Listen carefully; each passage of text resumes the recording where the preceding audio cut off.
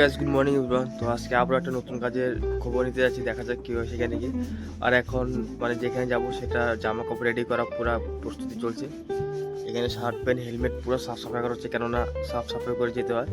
So একটাই problem, আমার ফর্মের শুটা খালি নেই। আজকে জানি না মার কি হয়ে গেলো, হঠাৎ ব্রেড বানানো শুরু করে দিল। হ্যাঁ, ব্রেড অনেকদিন হয়ে গেলো খাওয়া হয়নি। এখানে প্যান আর হেলমেট রেডি করে নিলাম। শার্টের ভাঁজটা খারাপ হয়ে গেছিলো, তাহলে ইস্ত্রি করে নিলাম। আসছিলাম কাজের খবর নিতে, তো কথাবার্তা বললাম, দেখা যাক কাজটা কি হয়।